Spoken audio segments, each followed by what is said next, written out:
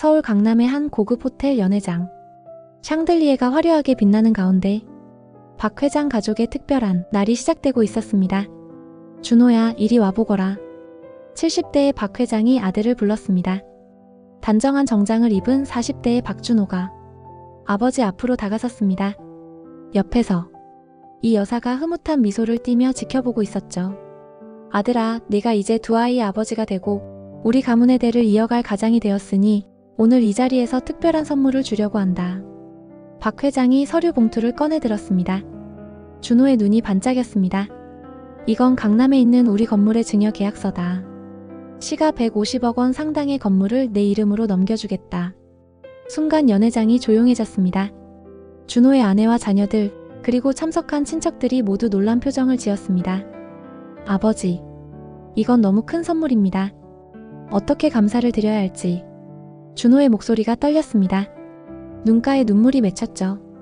아니라 아들아, 이건 선물이 아니라 책임이다. 네가 이 재산을 잘 관리하고 가족을 돌보며 무엇보다 우리 부부가 늙어가는 동안 옆에서 잘 모셔주길 바란다. 이 여사가 아들의 손을 꼭 잡았습니다. 준호야, 엄마 아빠는 이제 나이가 많아졌어. 돈이 필요해서가 아니라 내가 자주 찾아와주고 손자들 얼굴도 보여주고 함께 밥도 먹고 그런 평범한 일상을 보내고 싶단다. 어머니, 당연하죠. 제가 어떻게 부모님을 소홀히 하겠습니까? 이렇게 큰 은혜를 베풀어 주시는데. 준호가 부모님께 큰 절을 올렸습니다. 참석한 사람들이 박수를 쳤고 축하의 말들이 이어졌습니다. 자, 이제 서류에 서명하자. 박 회장이 만년필을 건넸고 준호는 떨리는 손으로 서명했습니다. 증여 계약이 성립되는 순간이었습니다. 준호야, 기억해라. 재산은 결국 물건일 뿐이다. 진짜 중요한 건 가족이란다. 아버지의 말에 준호는 고개를 끄덕였습니다. 네, 아버지. 명심하겠습니다. 매주 주말마다 아이들 데리고 찾아뵙겠습니다. 부모님께서 외롭지 않으시도록 자주 연락드리고요. 그래, 그거면 충분하다. 이 여사가 아들을 꼭 안아주었습니다. 엄마는 네가 성공하는 것도 좋지만 무엇보다 우리 가족이 화목하게 지내는 게 제일 소원이야. 연회장은 화기애애한 분위기로 가득 찼습니다. 준호의 아내도 시부모님께 인사를 올리며 감사의 말씀을 전했고 손자 손녀들도 할아버지 할머니께 꽃다발을 전달했습니다. 박 회장은 손자들의 머리를 쓰다듬으며 행복한 미소를 지었습니다. 평생 열심히 일해서 모은 재산을 아들에게 물려주는 이 순간 그는 자신의 인생이 헛되지 않았다고 느꼈습니다. 자, 이제 건배를 하자. 우리 가족의 행복과 번영을 위하여. 모두가 잔을 들어 건배했습니다. 샴페인 잔이 부딪히는 맑은 소리가 연회장에 울려 퍼졌습니다. 그날 밤 집으로 돌아가는 길에 박 회장은 아내에게 말했습니다. 여보, 우리가 잘한 일이지? 그럼요. 준호가 얼마나 효자인데요. 이제 우리도 마음 편히 노후를 보낼 수 있겠어요. 두 사람은 서로를 바라보며 미소 지었습니다. 앞으로 아들 가족과 함께할 행복한 날들을 상상하며 말이죠. 증여식이 끝난 후 첫 주말이었습니다. 박 회장 부부는 아침부터 장을 보러 나갔습니다.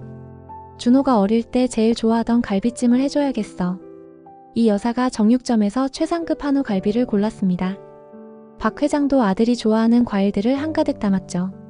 손자 손녀들 간식도 좀 사야지. 과자며 아이스크림이며 카트가 금세 가득 찼습니다. 집에 돌아온 이 여사는 부엌에서 정성스럽게 음식을 준비했습니다. 갈비찜에 들어갈 쌈도 직접 까고 당근과 무를 예쁘게 모양을 내어 썰었습니다. 여보, 준호 언제쯤 온다고 했어? 점심때쯤 온다고 했으니 곧 오겠지. 하지만 12시가 되어도 1시가 되어도 준호는 오지 않았습니다. 박 회장이 전화를 걸었습니다. 아버지, 죄송해요. 갑자기 중요한 미팅이 잡혀서요. 다음 주에 꼭 뵙겠습니다. 아, 그래. 일이 있으면 어쩔 수 없지. 다음 주에 보자. 전화를 끄는 박 회장의 표정이 조금 어두워졌습니다. 일이 있대. 다음 주에 온다는구나. 그럼 이 음식들은 어떡해요? 이렇게 많이 준비했는데. 이 여사의 목소리에 실망감이 묻어났습니다. 다음 주 토요일 부부는 또다시 아들을 기다렸습니다. 이번엔 미리 전화해서 확인까지 했습니다. 네, 어머니. 이번 주는 꼭 갈게요. 하지만 토요일 오전 준호의 전화가 왔습니다. 어머니, 죄송해요. 애들이 갑자기 아파서 병원에 가야 할 것 같아요. 아이고, 그럼 어쩔 수 없지. 애들 괜찮니? 네, 크게 아픈 건 아니에요. 다음에 뵐게요. 이런 일이 반복되기 시작했습니다. 매번 다른 이유였지만 결과는 같았습니다. 준호는 오지 않았죠. 한 달이 지났습니다. 준호가 부모님을 찾은 건 단 한 번뿐이었고 그마저도 30분 만에 급한 일이 있다며 떠났습니다. 여보, 준호가 정말 바쁜가 봐요. 이 여사가 쓸쓸하게 말했습니다. 그래도 한 달에 한 번은 와야 하는 거 아닌가? 건물 관리하러는 자주 간다던데. 박 회장의 말에는 서운함이 묻어났습니다. 실제로 준호는 증여받은 건물에는 일주일에 두세 번씩 들렀습니다. 임대 계약을 확인하고 관리 상태를 점검하고 임대료를 받는 일에는 매우 열심이었죠. 엄마, 아빠, 건물 임대료 잘 나오고 있어요. 이번 달도 수익이 괜찮네요. 가끔 오는 준호의 전화는 대부분 건물 관련 이야기뿐이었습니다. 그래, 잘 관리하고 있구나. 네, 아버지가 주신 재산 잘 지키고 있습니다. 하지만 정작 부모님의 안부를 묻거나 같이 시간을 보내자는 이야기는 없었습니다. 어느 일요일 오후 이 여사가 아들에게 전화를 걸었습니다. 준호야, 오늘 저녁이나 같이 먹을까? 어머니, 죄송해요. 오늘은 처가 식구들이랑 약속이 있어서요. 그럼 다음 주는? 다음 주도 좀. 요즘 사업 확장 준비로 정신이 없어서요. 전화를 끊고 이 여사는 한숨을 쉬었습니다. 아들한테 전화해도 잘 안 받더라. 박 회장이 아내를 위로했습니다. 바쁜가 보지. 젊을 때는 다 그런 거야. 하지만 그의 목소리에도 쓸쓸함이 묻어났습니다. 텅 빈 거실에 앉아 두 노부부는 서로를 바라보았습니다. 커다란 집이 더욱 휑하게 느껴졌습니다. 손자 손녀들의 웃음소리로 가득 찰 거라 기대했던 주말은 그저 적막함만이 감도는 시간이 되어버렸습니다. 계절이 바뀌고 있었습니다. 증여식이 있던 봄이 지나고 여름이 왔고 이제 가을이 깊어가고 있었습니다. 박 회장 부부의 삶은 점점 더 외로워져 갔습니다.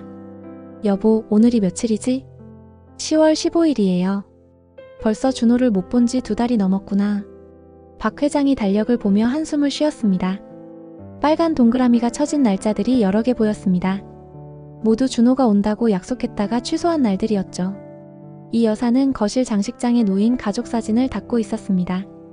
준호가 어릴 때 찍은 사진, 대학 졸업식 사진, 결혼식 사진.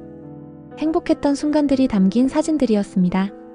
이때는 정말 착한 아들이었는데 혼잣말이 저절로 나왔습니다. 그때 박 회장의 휴대폰이 울렸습니다. 준호였습니다. 부부의 얼굴이 밝아졌습니다. 아버지, 저 준호예요. 오, 준호야. 잘 지내니? 네, 잘 지내죠. 그런데 건물 리모델링 관련해서 여쭤볼 게 있어서요. 박 회장의 표정이 굳어졌습니다. 건물 이야기구나. 네, 3층 임대인이 나가서 리모델링을 하려고 하는데 어떤 업체가 좋을까요? 그건 네가 알아서 해라. 이제 내 건물이잖니? 아, 네. 알겠습니다. 그럼 끊을게요. 잠깐, 준호야. 이번 주말에는 올 수 있니? 엄마가 많이 보고 싶어 하신다. 네. 이번 주말은 좀 어려울 것 같아요. 골프 약속이 있어서요. 골프? 부모 만나는 것보다 골프가 더 중요하니? 아니, 그게 아니라 중요한 사업 파트너들이랑. 됐다. 끊어라. 박 회장이 전화를 끊어버렸습니다. 며칠 후 박 회장의 생신날이었습니다. 75세 생일. 이 여사는 아침부터 미역국을 끓이고 상을 차렸습니다. 오늘은 준호가 오겠지? 아무리 바빠도 아버지 생신인데. 글쎄, 기대하지 말자. 박 회장의 목소리는 이미 체념한 듯 했습니다. 점심시간이 되었습니다. 준호는 오지 않았습니다. 저녁시간이 되었습니다. 여전히 소식이 없었습니다. 밤 9시 박 회장의 휴대폰에 문자가 왔습니다. 아버지 생신 축하드립니다. 건강하세요. 단 2줄. 그것이 전부였습니다. 이 여사의 눈에 눈물이 고였습니다. 이게 뭐야? 생일인데 얼굴도 안 비치고 문자 한 줄이라니. 그만해. 속상해하지 마. 박 회장이 아내를 위로했지만 그의 눈가도 촉촉해져 있었습니다. 다음 날 이 여사는 준호의 아내에게 전화를 걸었습니다. 며느리야, 준호 많이 바쁘니? 아, 어머님. 네, 요즘 사업 확장한다고 정신이 없어요. 그래도 아버지 생신인데 왔어야 하는 거 아니니? 어머님, 죄송해요. 제가 좀 더 신경 쓸게요. 하지만 며느리의 목소리는 시큰둥했습니다. 마치 남의 일처럼 들렸죠. 이 여사가 조심스럽게 물었습니다. 혹시 우리가 뭔가 서운하게 한 게 있니? 아니에요, 어머님. 그런 건 아니고요. 그냥 다들 바빠서 그래요. 전화를 끊고 이 여사는 깊은 한숨을 쉬었습니다. 여보, 우리가 뭘 잘못했을까요? 글쎄, 너무 많이 줘서 그런가? 박 회장의 말에는 씁쓸함이 묻어났습니다. 그날 밤 두 노부부는 잠을 이루지 못했습니다. 텅 빈 집에서 서로를 바라보며 긴 한숨만 쉬었습니다. 준호는 그들에게 있어 전부였습니다. 평생을 바쳐 키운 하나뿐인 아들. 그 아들이 이제는 남처럼 느껴졌습니다. 건물을 물려준 것이 오히려 독이 된 걸까요? 재산만 가져가고 부모는 버린 걸까요? 창밖으로 보이는 가을 밤하늘의 별들이 유독 차갑게 빛나고 있었습니다. 겨울이 왔습니다. 박 회장 부부의 삶은 더욱 힘들어지고 있었습니다. 여보, 병원비가 이번 달도 많이 나왔네요. 이 여사가 고지서를 보며 한숨을 쉬었습니다. 박 회장은 최근 당뇨 합병증으로 자주 병원을 드나들고 있었고 이 여사도 관절염이 심해져 치료를 받고 있었습니다. 연금으로는 부족하구나.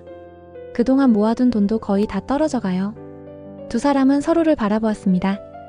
평생 아껴 쓰며 모은 재산을 아들에게 물려주고 난 후 그들에게 남은 건 작은 연금과 얼마 안 되는 예금뿐이었습니다.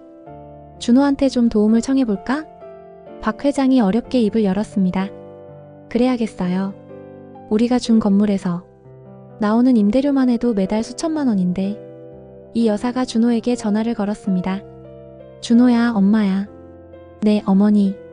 무슨 일이세요? 그게 아버지 병원비가 좀 많이 나와서 말이야. 혹시 생활비를 좀 도와줄 수 있니? 전화 저편이 잠시 조용해졌습니다. 어머니, 지금 제가 좀 어려워요. 어렵다니? 건물 임대료는 잘 나오고 있잖니? 그게 대출 갚느라 빠듯해요. 애들 학원비도 많이 들고. 이 여사는 귀를 의심했습니다. 대출? 무슨 대출? 사업 확장하느라 대출을 좀 받았어요. 그리고 강남에 새 아파트도 샀고요. 새 아파트를? 네, 애들 교육 때문에 어쩔 수 없었어요. 박 회장이 전화를 빼앗아 들었습니다. 준호야, 우리가 돈이 궁하다는 게 아니다. 그냥 조금만 도와달라는 거야. 아버지, 저도 정말 힘들어요. 매달 대출 이자만 몇 천만 원씩 나가요. 그럼 우리는 어떻게 하라는 거냐? 조금만 더 아껴 쓰시면 안 될까요? 제가 나중에 여유가 생기면 꼭 도와드릴게요. 박 회장은 말문이 막혔습니다. 150억짜리 건물을 공짜로 받은 아들이 부모의 병원비조차 도와줄 수 없다니. 알았다. 끊어라. 전화를 끊은 박 회장의 손이 떨렸습니다. 여보, 우리가 뭘 위해 살았을까요? 이 여사가 울먹였습니다. 평생 아껴 쓰고 열심히 일해서 모은 재산을 아들 준다고 다 넘겼는데. 그때 준호가 다시 전화를 걸어왔습니다. 아버지, 제가 너무 매정했나요? 그럼 이렇게 하죠. 한 달에 100만 원 정도는 보내드릴게요. 100만 원? 네, 그 정도면 생활하시는데 도움이 되시죠? 박 회장은 어이가 없었습니다. 건물에서 나오는 월 임대료가 5천만 원이 넘는데 부모에게는 100만 원을 보내겠다니. 됐다. 우리는 거지가 아니다. 아버지, 왜 그러세요? 제가 도와드린다는데. 우리가 언제 돈을 달라고 했니? 그냥 내 마음을 보고 싶었을 뿐이야. 이 여사가 전화를 빼앗았습니다. 준호야, 우리가 어디 돈을 바라나. 그냥 마음을 보이고 싶었다. 네가 잘 살고 있는지, 우리를 아직 부모로 생각하는지. 어머니, 당연히 부모님이시죠. 제가 좀 바빠서 그렇지 마음은 항상 부모님 생각하고 있어요. 그만. 더 듣고 싶지 않아. 이 여사가 전화를 끊었습니다. 그날 밤 박 회장은 깊은 생각에 잠겼습니다. 아들에게 모든 것을 주고 난 후 그들은 버림받은 것 같았습니다. 재산은 가져가고 부모는 필요 없다는 듯한 아들의 태도에 마음이 무너져 내렸습니다. 여보, 우리가 너무 순진했어요. 이 여사가 눈물을 흘렸습니다. 그래. 재산을 너무 일찍 물려준 게 실수였어. 박 회장의 눈빛이 단호해졌습니다. 무언가 결심한 듯한 표정이었죠. 다음날 아침 박 회장은 평소와 다르게 일찍 일어나 정장을 차려입었습니다. 여보, 어디 가세요? 변호사 사무실에 좀 다녀올게. 이 여사는 남편의 단호한 표정을 보고 무언가 결심했음을 알았습니다. 서울 시내의 한법률 사무소. 박 회장은 오랜 친구이자 변호사인 최 변호사를 만났습니다. 자네가 날 찾아오다니 무슨 일인가? 증여한 재산을 되돌릴 수 있는 방법이 있나? 최 변호사가 놀란 표정을 지었습니다. 준호에게 준 건물 말인가? 무슨 일이 있었나? 박 회장은 그동안 있었던 일들을 차근차근 설명했습니다. 증여 후 단 한 번도 제대로 찾아오지 않은 것, 생일날 문자 한 줄로 때운 것, 생활비 도움을 거절한 것까지. 최 변호사는 깊은 한숨을 쉬었습니다. 요즘 이런 일이 참 많아. 효도 조건부 증여라는 게 있네. 효도 조건부 증여? 그래. 증여를 하면서 부모를 봉양하고 효도한다는 조건을 명시하는 거지. 만약 그 조건을 지키지 않으면 증여를 취소할 수 있어. 박 회장의 눈이 빛났습니다. 우리도 구두로나마 그런 약속을 했어. 증여식 때 준호가 매주 찾아오고 부모를 잘 모시겠다고 했거든. 구두 약속도 증인이 있다면 효력이 있을 수 있네. 증여식에 참석한 사람들이 증인이 될 수 있겠군. 최 변호사가 서류를 꺼내며 설명을 이어갔습니다. 민법 제556조에 따르면 수증자가 증여자에 대해 부양 의무를 이행하지 않을 때 증여를 해제할 수 있네. 특히 자네처럼 노후 생활비도 어려운 상황에서 아들이 도움을 거부했다면 충분히 소송을 제기할 수 있어. 정말인가? 그래. 다만 이건 가족 간의 문제라 신중해야 해. 한번 소송을 시작하면 되돌리기 어려워. 박 회장은 잠시 고민했습니다. 하지만 이미 마음의 결정은 내려진 상태였습니다. 내 아들이지만 이대로는 안 되겠어. 소송을 진행하고 싶네. 알겠네. 그럼 필요한 서류들을 준비해야 해. 증여 계약서, 통화 녹음, 문자 메시지, 증인 진술서 등이 필요할 거야. 집으로 돌아온 박 회장은 아내에게 변호사와의 대화를 전했습니다. 소송이라니. 정말 그렇게까지 해야 할까요? 이 여사가 걱정스러운 표정을 지었습니다. 이대로 두면 준호는 평생 우리를 외면할 거야. 차라리 이번 기회에 확실히 하는 게 낫지 않겠소? 하지만 아들과 법정에서 싸운다는 게 나도 마음이 아프오. 하지만 준호가 깨달아야 해. 부모를 이렇게 대하면 안 된다는 걸. 며칠 후 박 회장은 증거 자료들을 모으기 시작했습니다. 준호와 주고받은 문자 메시지, 통화 기록, 그리고 증여식에 참석했던 친척들의 진술서까지. 형님, 그날 준호가 분명히 말했죠. 매주 부모님 찾아뵙고 잘 모시겠다고. 박 회장의 동생이 진술서를 작성하며 말했습니다. 맞아요. 저도 들었어요. 얼마나 효자 같았는데. 준호의 고모도 한숨을 쉬며 증언했습니다. 이 여사는 그동안 준호가 보낸 문자들을 정리했습니다. 생일날 보낸 짧은 문자, 각종 약속을 취소하는 문자들.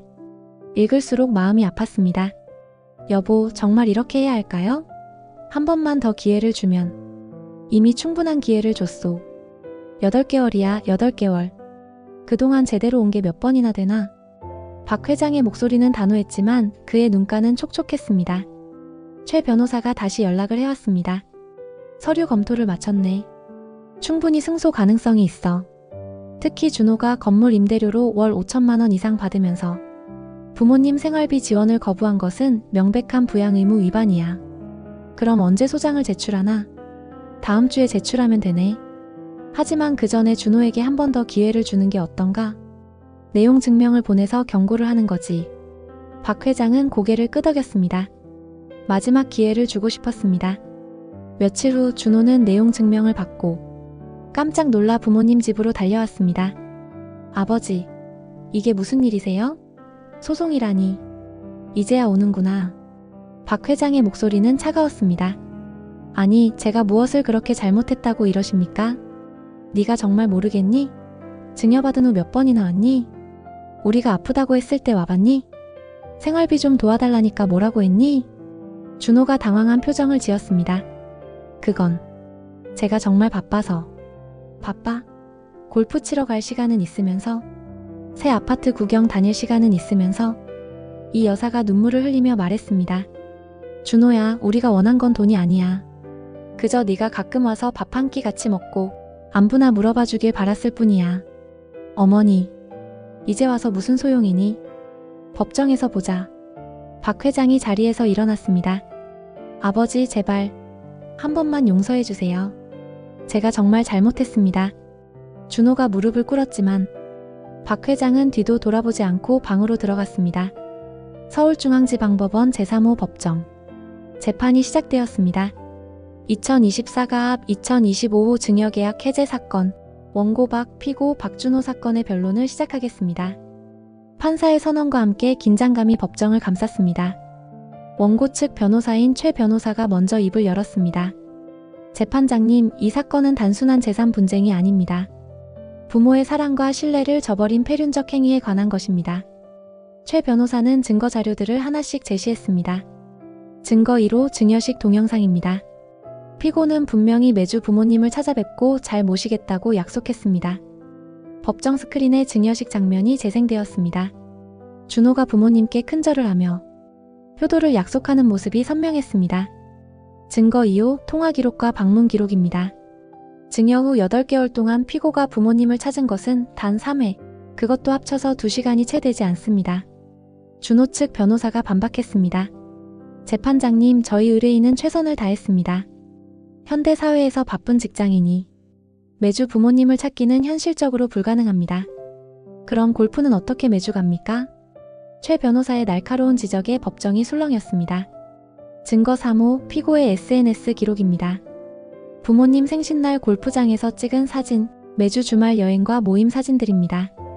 시간이 없었던 게 아니라 부모님이 우선순위에서 밀렸을 뿐입니다. 준호가 증인석에 섰습니다. 저는 정말 최선을 다했습니다. 바빴을 뿐입니다. 판사가 질문했습니다. 피고인 부모님께서 생활비 지원을 요청했을 때 거절한 이유는 무엇입니까? 저도 대출이 많아서 어려웠습니다. 건물 임대료가 월 5천만 원이 넘는다는데 그것으로도 부족했습니까? 새로운 사업에 투자하느라. 그럼 부모님보다 사업이 더 중요했다는 말씀이십니까? 준호가 말문이 막혔습니다. 원고 측 증인으로 나온 이 여사가 증언대에 섰습니다. 8개월 동안 아들을 기다리며 매주 음식을 준비했습니다. 하지만 아들은 오지 않았고 저희는 그 음식을 둘이서 다 먹어야 했습니다. 아들이 준 상처는 돈으로 환산할 수 없습니다. 이 여사의 목소리가 떨렸습니다. 우린 돈이 아니라 내 마음이 필요했다. 법정에 있던 많은 사람들이 숙연해졌습니다. 준호 측 변호사가 최후 변론을 했습니다. 효도는 법으로 강제할 수 없는 도덕적 의무입니다. 증여는 이미 완료되었고 법적으로 하자가 없습니다. 최 변호사가 반박했습니다. 재판장님, 민법 제556조는 명확합니다. 증여자에 대한 부양 의무를 이행하지 않을 때 증여를 해제할 수 있습니다. 피고는 월 5천만 원의 임대 수익을 얻으면서도 부모님의 병원비조차 외면했습니다. 이것이 효도 조건을 위반한 것이 아니면 무엇입니까? 판사가 말했습니다. 양측의 주장을 모두 들었습니다. 판결은 2주 후에 선고하겠습니다. 재판이 끝나고 법정을 나서는 준호와 부모님의 눈이 마주쳤습니다. 준호의 눈에는 후회가, 부모님의 눈에는 서운함이 가득했습니다. 2주 후 판결 선고일이 되었습니다. 법정은 긴장감으로 가득 찼습니다. 판사가 입을 열었습니다. 판결을 선고합니다. 이 사건은 단순한 재산 분쟁을 넘어 우리 사회의 효 문화와 가족 관계의 본질을 되돌아보게 하는 사건입니다. 모두가 숨을 죽이고 판사의 말을 들었습니다. 원고인은 평생 모은 재산인 150억 원 상당의 건물을 아들인 피고에게 증여했습니다. 이는 단순한 재산 이전이 아니라 노후를 아들에게 맡기겠다는 신뢰의 표현이었습니다. 판사가 준호를 바라보았습니다. 그러나 피고는 증여 후 부모님을 외면했습니다. 8개월 동안 단 3회 방문, 부모님 생신에는 문자 한 줄. 병원비 지원 요청은 거절. 이것이 과연 자식의 도리입니까? 준호가 고개를 숙였습니다. 피고는 바빴다고 주장하지만 골프와 여행은 다녔습니다. 시간이 없었던 게 아니라 부모님이 우선순위에 없었던 것입니다. 판사의 목소리가 단호해졌습니다. 민법 제556조와 제975조에 따라 수증자가 증여자에 대하여 부양 의무를 이행하지 아니한 때에는 증여자는 그 증여를 해제할 수 있습니다. 법정이 술렁거렸습니다.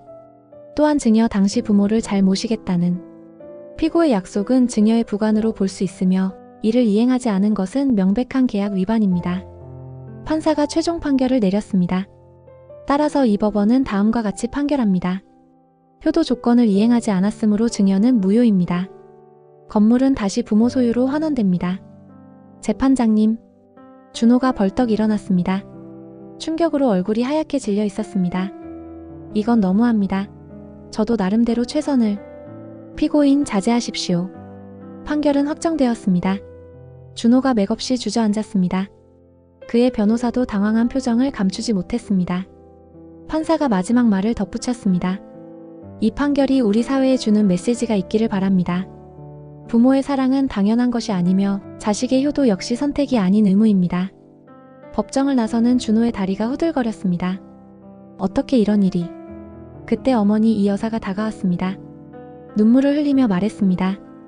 우린 돈이 아니라 내 마음이 필요했다. 그 말에 준호는 그 자리에 주저앉아 오열하기 시작했습니다. 판결 후 일주일이 지났습니다. 준호는 매일 부모님 집 앞을 서성였지만 초인종을 누를 용기가 나지 않았습니다. 그러던 어느 날 준호는 결심을 하고 부모님 집 문을 두드렸습니다. 어머니, 아버지, 준호예요. 한참 후 문이 열렸습니다. 박 회장이 아들을 물끄러미 바라보았습니다. 들어오거라. 거실에 앉은 준호는 한참을 말없이 있다가 갑자기 무릎을 꿇었습니다. 아버지, 어머니, 죄송합니다. 그리고는 오열하기 시작했습니다. 제가 욕심에 눈이 멀어 부모 마음을 몰랐습니다. 건물만 생각하고 정작 건물을 주신 부모님은 잊었습니다. 이 여사의 눈에도 눈물이 고였습니다. 돈이 사람을 변하게 한다더니 제가 그렇게 됐습니다. 부모님이 평생 모으신 재산을 받고도 감사함을 잊었습니다. 준호가 계속 말했습니다. 어머니가 매주 제가 좋아하는 음식을 준비하셨다는 걸 이제야 알았습니다. 아버지가 저를 기다리다 잠드셨다는 것도요. 박 회장이 입을 열었습니다. 이제라도 깨달았으니 다행이다. 아버지, 한 번만 용서해 주세요. 다시는 이런 일 없도록 하겠습니다. 준호야, 네가 정말 깨달았니? 네, 아버지. 재산을 잃고 나서야 정작 중요한 게 뭔지 알았습니다. 부모님과 함께하는 시간, 그게 진짜 재산이었는데. 이 여사가 아들의 손을 잡았습니다. 준호야, 우리도 너무했니? 자식을 법정에 세우다니. 아니에요, 어머니. 제가 그럴 만한 짓을 했어요. 오히려 감사해요. 이렇게라도 정신을 차리게 해주셔서. 박 회장이 천천히 말했습니다. 재산은 언젠가 다시 내 것이 될 거다. 우리가 죽으면 결국 내게 갈 테니까. 하지만 부모는 다시 없다. 우리가 살아있는 동안 함께 할 수 있는 시간은 많지 않아. 준호가 고개를 들어 부모님을 바라보았습니다. 아버지, 어머니. 이제부터 매주 주말마다 오겠습니다. 아이들도 데리고요. 함께 밥 먹고 이야기하고 산책도 하고. 정말이니? 네. 그리고 매일 아침 저녁으로 안부 전화드릴게요. 병원 가실 때도 제가 모시고 갈게요. 박 회장이 아들을 일으켜 세웠습니다. 준호야, 말이 아니라 행동으로 보여다오. 네, 아버지. 꼭 그러겠습니다. 세 사람은 눈물 속에서 서로를 꽉 안았습니다. 그 후 준호는 약속을 지켰습니다. 매주 주말이면 아이들과 함께 부모님을 찾았고 온 가족이 함께 웃고 떠드는 시간을 보냈습니다. 6개월이 지난 어느 날 박 회장이 준호를 불렀습니다. 준호야, 이제 네가 진정으로 변했다는 걸 알겠다. 아버지, 이 건물 다시 내게 주겠다. 하지만 이번엔 조건이 있다. 어떤 조건이든 지키겠습니다. 우리가 살아있는 동안 지금처럼만 해다오. 그게 전부다. 준호는 아버지의 손을 꼭 잡았습니다. 아버지, 건물은 안 받아도 됩니다. 이미 저는 더 큰 걸 얻었어요. 가족의 소중함을요. 이 여사가 미소 지으며 말했습니다. 그래, 이제야 우리 아들 같구나. 창밖으로 따뜻한 햇살이 들어왔습니다. 거실에는 온 가족의 웃음소리가 가득했습니다. 돈으로 살 수 없는 것들이 있습니다. 부모의 사랑, 가족의 정, 함께하는 시간. 준호는 재산을 잃고서야 진짜 재산이 무엇인지 깨달았습니다. 이야기를 마치며 여러분께 묻습니다. 재산보다 중요한 건 마음과 정. 여러분은 어떻게 생각하시나요? 오늘 부모님께 안부 전화 한 통 드리는 건 어떨까요? 여러분의 좋은 생각과 의견을 댓글로 남겨주세요. 영상이 마음에 드셨다면 구독과 좋아요 부탁드립니다.